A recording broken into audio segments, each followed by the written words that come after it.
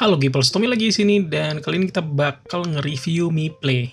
Jadi Mi Play ini udah gua punya sekitar sebulanan ya, udah gua pakai buat jadi secondary HP gua. Dan kali ini gua bakal ngebahas lebih dalam tentang Mi Play ini.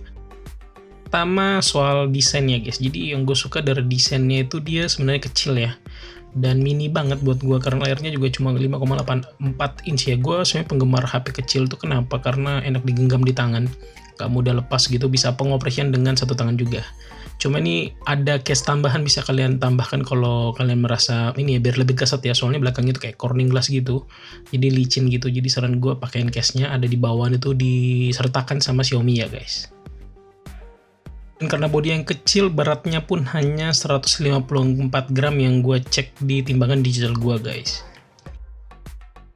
Sama halnya dengan HP Android lainnya atau Xiaomi lainnya, di sebelah kiri itu ada SIM ejector, SIM tray ya. Kemudian bagian bawah ada colokan micro USB dan sebuah speaker. Sebelah ada mic juga. Kemudian ini ada tombol volume dan tombol power ya. Kemudian bagian atas itu ada colokan jack 3,5 mili dan sebuah air blaster ya.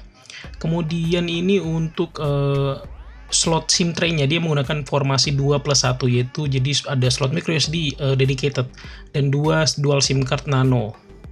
Kemudian di bagian belakang Mi Play ini ada ini ya sensor fingerprint, dan gue akan cobain fingerprintnya. Gue akan liatin secepat apa ya, kalian bisa melihat dan kalian bisa menentukan secepat apa. Tapi menurut gue ini cukup cepat sih guys. Jadi ya standar Xiaomi ya dengan MIUI-nya, jadi responsif banget. Kalau dia ada masalah juga pasti MIUI-nya bakal update. Jadi kalian nggak perlu ragu lagi soal ini ya kecepatan fingerprintnya. Jadi ini gue udah daftarin fingerprintnya dan gue bakal tunjukin ya.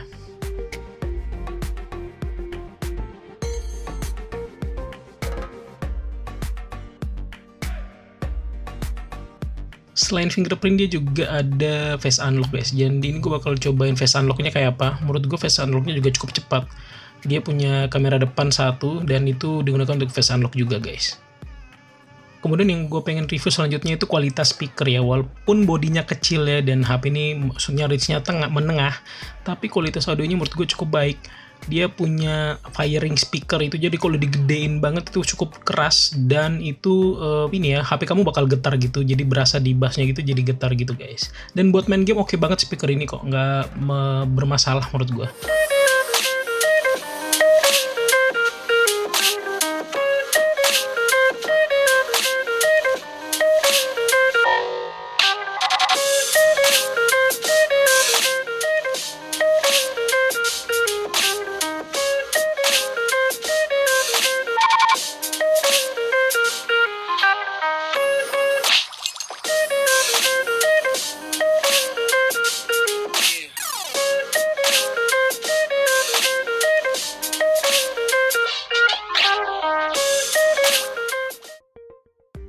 Kemudian soal layar ya, di layarnya 5,84 inch IPS dengan resolusi udah Full HD 1080x2280 pixel dengan kerapatan pixelnya itu 432 ppi guys.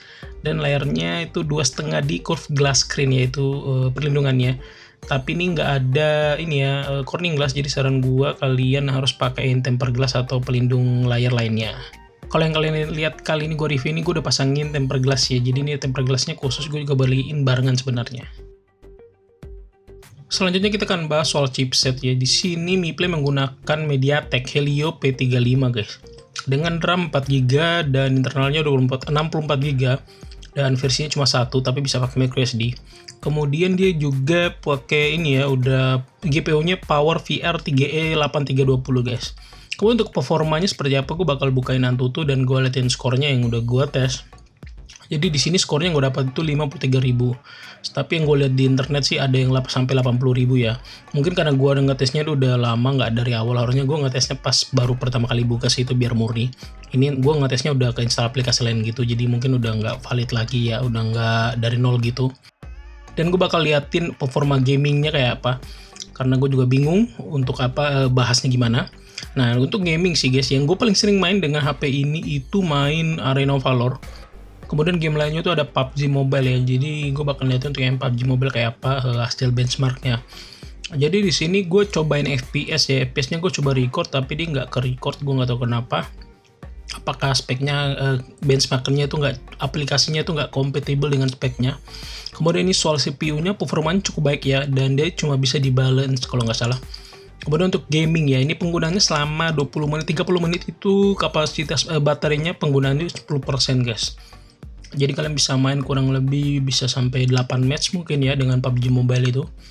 Jadi cukup oke sih. Dan penggunaan CPU-nya pun nggak terlalu tinggi-tinggi banget ya, medium. Jadi HP-mu nggak bakal panas-panas banget.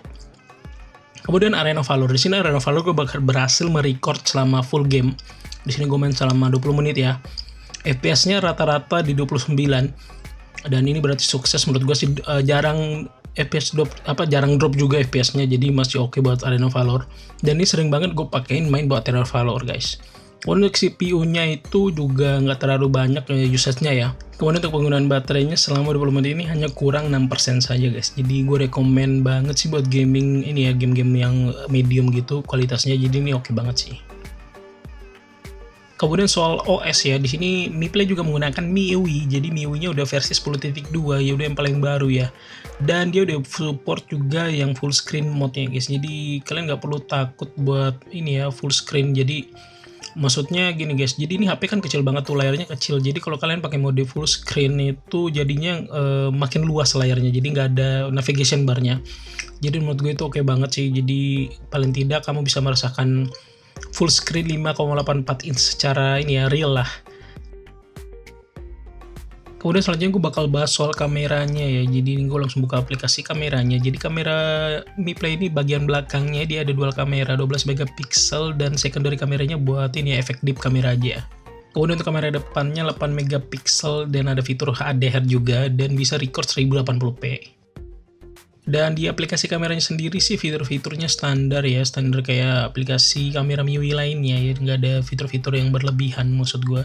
Karena memang daya tarik dari MiPlay ini bukan di kameranya. Jadi di sini gue bakal coba nge-review secara sederhana aja dan gue bakal kasih sampel foto ya, jadi kalian bisa melihat hasilnya seperti apa. Menurut gue kameranya walaupun sederhana ya cukup oke sih. Jadi kalau cahayanya cukup sih dia cukup oke guys. Jadi bisa buat dipakai sehari-hari. Ini foto pertama dengan mode normal biasa. Menurut gue hasilnya sih udah cukup bagus ya. Dan detailnya juga cukup terangkat. Warnanya juga cukup natural. Mode portrait ya, jadi bokeh gitu. Ini kalian bisa lihat sendiri, bokehnya juga cukup baik. Seleksi antara objek utama dengan background itu cukup baik. Jadi menurut gue udah puas sih dengan kualitas bokehnya. Kemudian selanjutnya nih foto di luar ruangan, cahayanya cukup ya, sore hari gitu. Dan menurut gue hasilnya juga cukup baik. Tidak terlalu wow banget tapi cukup lah. Kemudian foto berikutnya ini untuk mode portrait di luar ruangan. Lagi-lagi menurut gue seleksinya cukup baik dan gue cukup puas dengan hasil mode portrait ini.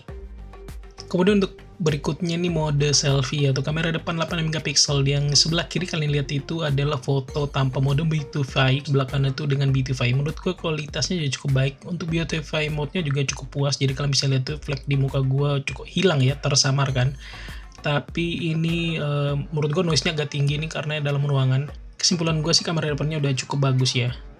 Kemudian selanjutnya ini untuk sampel video guys. Ini videonya gue record dengan 1080p 30 fps. Tapi yang membedakan ini video kiri dan kanan itu yang kiri tanpa stabilization dan yang kanan pakai stabilization guys. Ini hasilnya. Tes kamera depan ya. Tes suara kamera depan guys. Bareng Tommy di sini, gue.